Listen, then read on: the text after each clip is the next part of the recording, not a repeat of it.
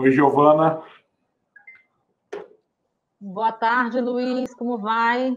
Boa tarde, Giovana. Obrigado por ter aceitado o convite. Prazer muito grande receber você hoje com a gente no evento. Pessoal, vou rapidamente apresentar a Giovana. A Giovana Araújo é sócia líder de agronegócios da KPMG, especialista em agronegócio na América Latina, com experiência relevante em mais de 25 anos de atividades no setor. Antes da KPMG, a Giovana trabalhou no Itaú BBA, na MB Agro e na Data Agro, que são dois dos principais think tanks aí do agronegócio no Brasil. A gente está muito feliz, Giovana, de receber você hoje. O tema ESG está muito em voga e eu, de verdade, acho que o agronegócio tem tudo para se beneficiar desse tema, se fortalecer através desse tema. Então, obrigado mesmo por ter aceitado o convite. A palavra está com você. Bem-vinda. Obrigada, eu que agradeço o convite. É um prazer aqui estar com vocês todos para falar desse tema que é tão interessante, né? E está na ordem de prioridades aí dessa agenda de futuro do agro, né? Eu preparei um material aqui para dividir com vocês, né? Não sei se vocês vão apresentar ou eu divido aqui a minha tela. Então, ótimo, já está aí na tela. Então, esse é o nosso tema de hoje, né? ESG e a agenda de futuro das empresas, né? Do agronegócio.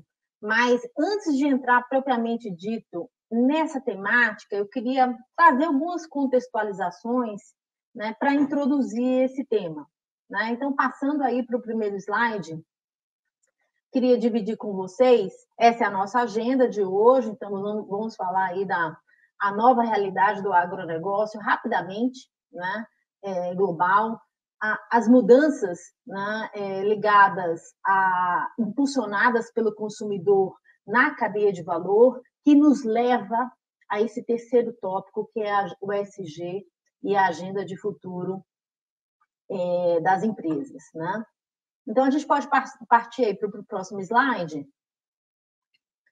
onde é uma contextualização mesmo, é uma atualização que eu fiz recentemente, o último dado que está disponível aí é, de fato, de 2019, mas ele mostra, né, que esses novos contornos do comércio mundial de alimentos, que foram dados aí com China se consolidando como maior importadora líquida de alimentos do mundo e o Brasil como o maior exportador líquido de alimentos do mundo, né?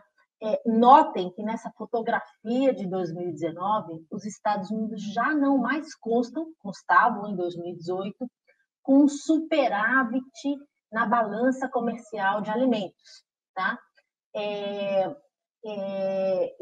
Na realidade, o que mostra já em 2019 é um pequeno déficit nessa balança comercial, ou seja, o volume de importação de alimentos já é maior do que o volume de exportação de alimentos, né? Só para a gente colocar isso em perspectiva. O superávit de exportação de alimentos do Brasil, nessa fotografia aqui de 2019, era de 77 bilhões de dólares, né? E o déficit da balança comercial de alimentos da China é de 112 bilhões de dólares. Só para a gente ter em mente isso aqui antes de entrar propriamente na agenda ESG. Então, passando para o próximo slide, a China, né, ela é responsável aí se consolidou, né, como grande importador líquido de alimentos e hoje ela responde por 80% do comércio global de sorgo, 60% de soja, 60% do comércio global de leite, 50% do comércio global de suínos, 30% do comércio global de carne bovina, 30% de algodão, um pouco mais que 10% de milho, cerca de 10% na carne de frango, alguns destaques. O que é importante nesse nosso contexto aqui do agro a gente ter em mente em relação à China, tá? Todo mundo conhece um pouco os motores desse crescimento né, de importações da China, que essencialmente foi o crescimento econômico, o aumento da renda dos residentes, a migração da população do campo para as cidades, que é a urbanização, né? Esses motores, né, de expansão do consumo de alimentos, e é importante que se diga, alguns deles ainda estão em curso. Tá? Hoje, cerca de 200 milhões de famílias no país têm renda disponível superior a 35 mil dólares, o que iguala a China a países como Japão e Inglaterra. Nos próximos 4 anos, para a gente colocar isso em perspectiva, o número de famílias com renda disponível superior a 35 mil dólares na China vai dobrar. E isso vai aumentar ainda mais o consumo de alimentos. Mas, dito isso, olhando os próximos 10 anos, a gente espera que não apenas a economia da China mude de um crescimento de alta velocidade para um crescimento de alta qualidade. E não só isso, mas também os objetivos na questão do fornecimento de alimentos mudem para não só garantir os alimentos per capita suficientes, mas também garantir alimentos de alta qualidade. E a industrialização da agricultura vai continuar na China, 39 parques agrícolas modernos adicionais foram lançados, e a gente observa lá uma taxa de mecanização abrangente nas práticas agrícolas já de 71%, agricultura inteligente, né, blockchain, mas em virtude dos recursos limitados da terra, a China realmente vai continuar importando produtos intensivos em terra, como toda essa ração, né, para alimento dos animais. Mas, para além da China, o agribusiness global, e o Brasil, importante nesse contexto, vai ter que alimentar esse contingente adicional de 2,5 bilhões de pessoas nos próximos 30 anos. Então, uma perspectiva de curto, médio e longo prazo nesse comércio global de alimentos. Então, a gente está falando aí de quase 2 Chinas em termos populacionais. Então, passando para o próximo slide, só para a gente olhar rapidamente esse outro espectro do comércio global, a gente tem o Brasil, né, que se consolidou como potência agroalimentar. Atualmente, o Brasil exporta aí 40 produtos agropecuários e se posiciona aí como o maior exportador mundial de soja, café, suco de laranja, açúcar, carne bovina, frango, é o segundo maior exportador de milho hoje.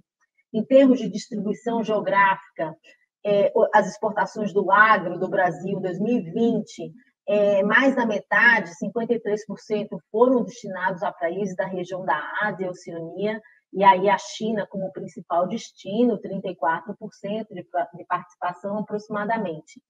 Em 2020, cerca de 82% do total exportado para a China concentrava-se em 3 produtos: soja em grãos, 62%, carne bovina in natura, 12%, e celulose, 8%. O agro é essa força, né? 97% do PIB, uma renda bruta de 2 trilhões de reais, é responsável aí por quase metade das receitas de exportação do Brasil hoje. Foi um dos poucos setores que apresentou crescimento no ano passado, é um setor que tem mostrado resiliência nas crises, com a taxa média de crescimento aí nos últimos 25 anos de 8%, em termos reais, excluindo a inflação. E esse crescimento reflete o uso maciço de tecnologias, primeiro biológicas, né? Então muito genética, né, das plantas, segundo físicas, as máquinas e equipamentos, e agora digitais, sendo as digitais de forma mais intensiva a partir de 2015.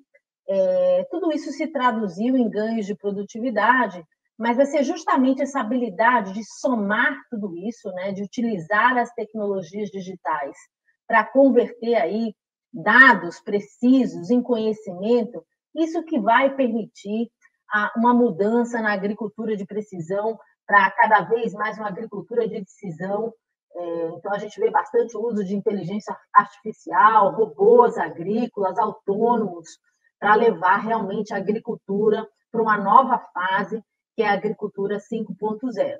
Né? Tem muito espaço para expandir tecnologia biológica, física, digital, tudo isso combinado. Só 23% das áreas agrícolas brasileiras têm cobertura de internet hoje.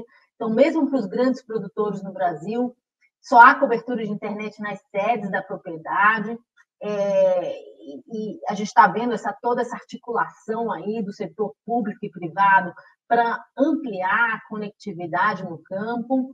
E tudo isso para dizer que existe muito potencial ainda de crescimento, existe muito potencial para destravar valor, o ambiente de negócios favorece ao Brasil, do ponto de vista macroeconômico, então tudo isso sinaliza para a manutenção da competitividade do Brasil na produção e exportação de alimentos e para a liderança do Brasil no comércio global de alimentos. Então, esse é o contexto que a gente vê para o agronegócio brasileiro. Então, passando para o próximo slide, e entrando já nos desafios do setor, né, nos próximos anos. Né? Então, o setor claramente tem o desafio de crescer, né? Crescer preservando a rentabilidade, é um desafio de crescer com sustentabilidade, a gente começa a entrar agora na agenda ESG, né? É um desafio de financiar esse crescimento, a gente tem visto isso de uma forma cada vez mais recorrente, né? Os desafios de financiamento e os players do setor diversificando essas fontes de capital, então pipeline aí grande de IPO no setor, né? E o desafio de criar confiança, selos de confiança com a sociedade, e aí também a gente pode fazer um link, vamos fazer um pouquinho na frente com essa agenda ESG. Né? Então, tudo isso para contextualizar.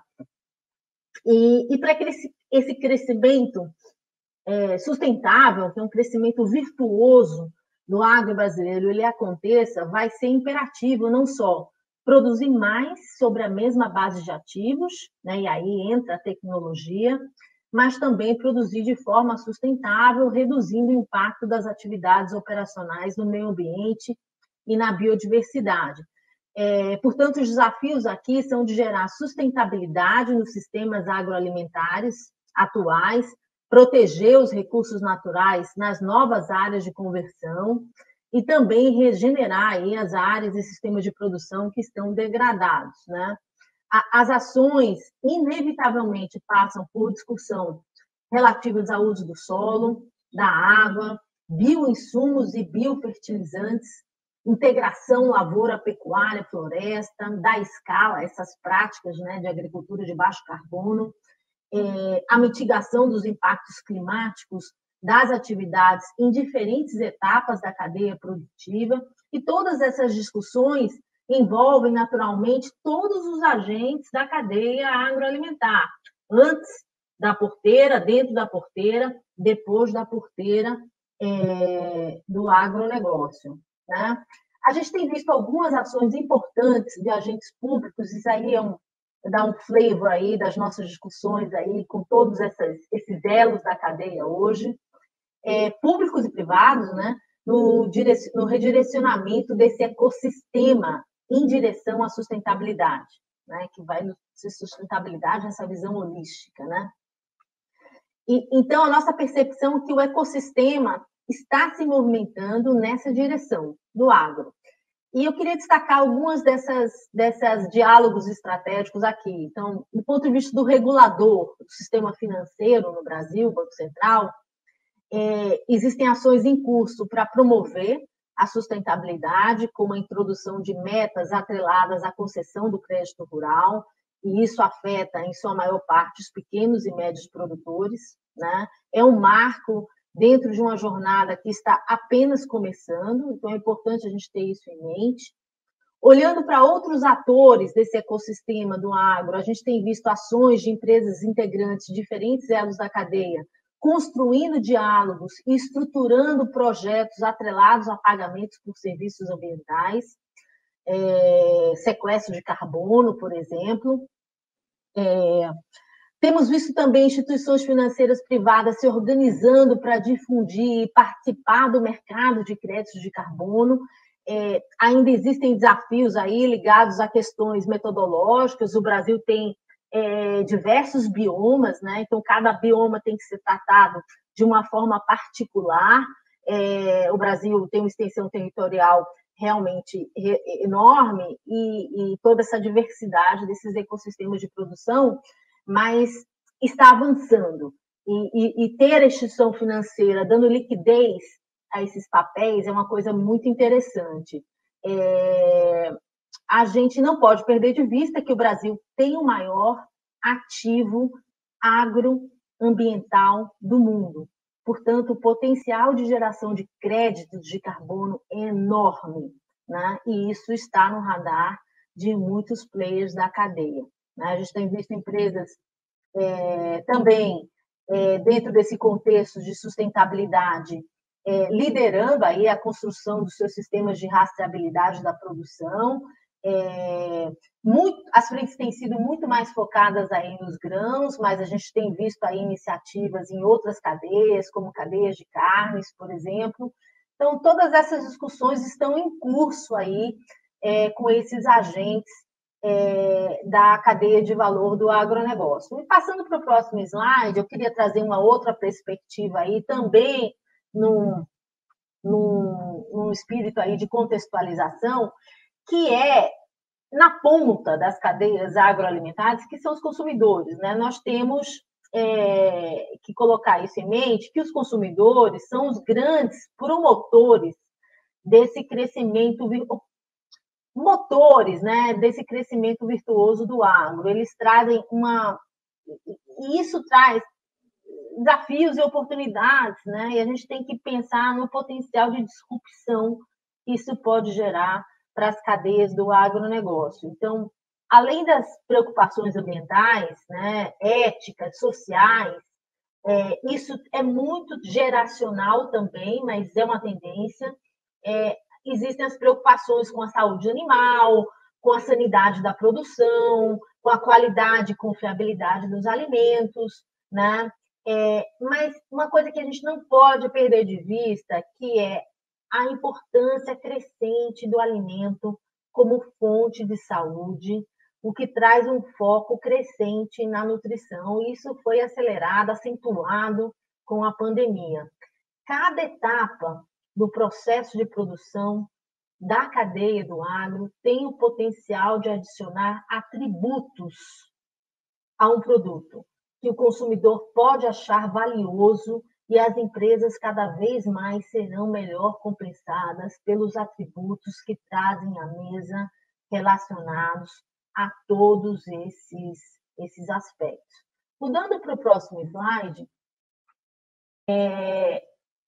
que de fato o consumidor ele passa a ser o ponto focal central, a gente não pode perder isso de vista, de uma rede complexa de relacionamentos intensificados pelas tecnologias digitais. A interação entre esses agentes da cadeia do agronegócio sempre se deram muito de uma forma linear, né? Cada agente da cadeia agora, né, com as tecnologias digitais, o que a gente está vendo é um reordenamento, né? As interações muito mais rápidas entre esses agentes e realmente o consumidor como ponto focal dessa rede de valor. Né? Mudando para o próximo slide, essa perspectiva que eu queria trazer para vocês é que, de fato, o desafio, né? A gente, pensando aqui, temos um desafio aí de alimentação enorme, né? Tem um desafio de crescimento com sustentabilidade, você tem o consumidor nesse ponto forçando, né? Todo um alinhamento em torno desses valores, vocês têm as tecnologias digitais acelerando essa dinâmica, né? E, naturalmente, a gente tem visto aí e deve-se esperar mudanças disruptivas ao longo da próxima década ligada à tecnologia. E as novas tecnologias estão, de fato, remodelando todos os aspectos da cadeia de valor agroalimentar, desde o conceito do que é uma fazenda até como se produzir, né? Então, novos produtos, novas formas de se distribuir, né? Processar e até consumir esses produtos. Então, o que a gente está vendo é uma série de inovações tecnológicas ligadas a processos biológicos, né? A processos físicos, como eu falei, e tudo isso acelerado aí com as inovações digitais. E outra coisa que a gente tem que colocar em mente, que existe uma nova geração de agricultores chegando, que tem mais familiaridade com o digital, né? Com o digital. E isso vai também acelerar todas essas mudanças disruptivas na frente. Os desafios são grandes, tem tecnologia e tem disrupção, a gente não pode perder isso de vista. Passando para o próximo slide, eu queria colocar uma lupa em algumas tendências disruptivas, antes de a gente entrar no ESG, propriamente dito. A gente tem visto aí na cadeia de valor do agro, e a primeira tendência aqui é uma consolidação de elos da cadeia, né? E aí a gente tem se visto muito, né? Se falado muito da consolidação do elo da distribuição, né? De insumos, então com a entrada de novos players aí, fundos de investimento, né? Players estratégicos acelerando a consolidação. Agentes aí antes da indústria de insumos, produtores entrando na distribuição, né, ou ampliando a sua atuação na distribuição, mas a gente tem visto também outros aspectos desse encurtamento. Então, por exemplo, produtores adquirindo operações de insumos, né, fertilizantes, por exemplo. A gente tem visto até empresas que produzem insumos fazendo a venda direta, né, do grão. Então, existem realmente elementos, né, de consolidação aí em curso, né, e de encurtamento da cadeia. Uma outra tendência aqui que eu queria chamar a atenção para vocês é a tendência que acompanha aí a transformação digital, que é a valorização dos dados, né? E a consequente visão de que o posicionamento competitivo está cada vez mais atrelado não só ao conhecimento do cliente, mas à capacidade de gerar valor por meio de insights de dados, né? Então, mesmo nessa dinâmica da distribuição, a gente tem visto quão estratégico é conhecer esse cliente final, né? Seja para o elo da distribuição, seja para o elo da produção de insumos, todo mundo construindo aí suas plataformas digitais, marketplaces, para poder, até como fidelização dessas contrapartes, né? Outra tendência de servitização, né, ou plataformização, né, o estabelecimento de plataformas digitais de serviços diversos, inclusive serviços financeiros, né? Isso também leva a uma outra tendência, que é cada vez mais o crédito atrelado a dados, tá? O próprio Banco Central está criando um grande banco de dados nessa jornada de trazer sustentabilidade para o crédito rural, mas também o crédito cada vez mais atrelado ao nosso tema aqui, que é o ESG. Tá? E isso vai se dar aí, vai cada vez na nossa visão, e isso está em curso sendo construído através de plataformas digitais. E um grande acelerador disso é o Open Banking aqui no Brasil. Né? Mas, então, mudanças disruptivas em curso, passando para o próximo slide, e a grande provocação que fica aqui, e aí entra a nossa discussão de ESG, é como construir resiliência para esse novo jogo. Então, nesse novo jogo, tem crescimento, nesse jogo tem tecnologia, tem tecnologia digital, né, principalmente, tem um mindset digital, nesse novo jogo tem ESG, né? Então, ESG está dentro dessa nova agenda de futuro dos negócios, né? Então, como construir resiliência para esse novo jogo? Esse novo jogo do agronegócio. Então, na nossa visão, a agenda de futuro das empresas, ela passa, inevitavelmente, por alguma dessas temáticas aí que a gente colocou nesse slide, e nós selecionamos aqui 12 delas, né? E acho que o primeiro aspecto aqui é essa compreensão que a gente está diante de uma nova realidade humana, que os consumidores estão repensando hábitos, né? Que foi o assunto que a gente trouxe ali inicialmente. É importante a gente compreender também que a gente está na era da biologia, portanto, a saúde cresce em importância como atributos do produto. Falamos disso também. Estamos no império da inovação. O agro, ele tem um DNA inovador, então eu não tenho dúvida que, solucionada a questão de conectividade, o agro vai avançar no digital de uma forma muito acelerada, porque o digital destrava valor. Então, a gente está na era da inovação, e isso é fundamental, portanto, explorar novos modelos de negócios, novas fontes de receita, alavancando no ecossistema de inovação, né? Isso tem a ver com dados, isso tem a ver com carbono, né? Então, tem muita oportunidade aí na mesa, e quem sai primeiro bebe água, né? Tem um ditado, né? Quem bebe água limpa, né? E nessa nova realidade, é fundamental construir modelos de negócios que sejam ágeis, responsivos, mas também modelos de negócios que a gente chama aqui ambidestros, ou seja, eles também incorporem inovação e também incorporem tecnologias disruptivas ou simplesmente a disrupção do teu negócio. Você tem que olhar para essa disrupção, não apenas ignorá-la, né? Vale a pena construir esses modelos ambidestros. A gente tem visto algumas empresas no agro na frente, na liderança disso.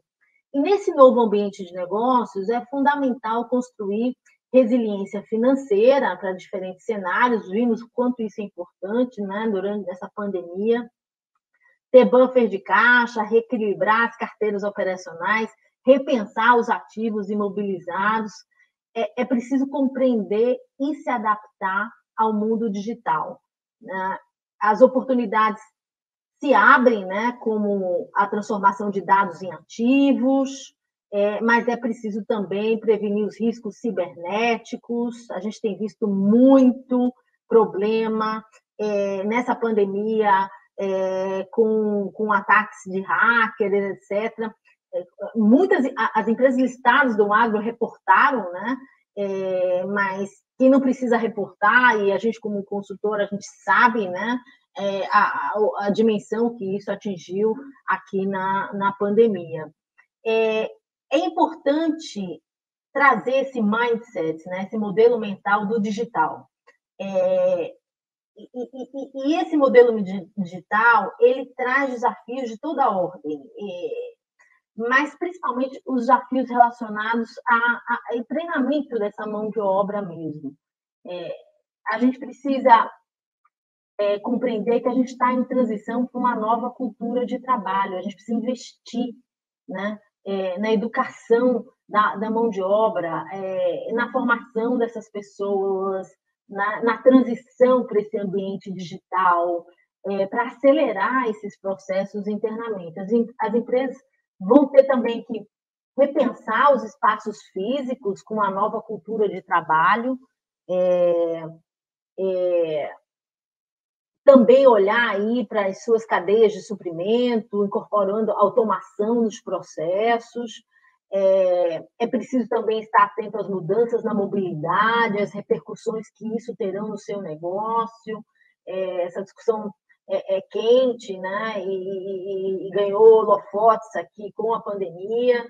E é preciso também criar selos de confiança com todas as contrapartes, né? E aqui entra a agenda ESG. Então, eu não queria trazer a temática ESG que não fosse dentro de um contexto, né? Um contexto de mercado do agro, contexto de desafios do setor, né?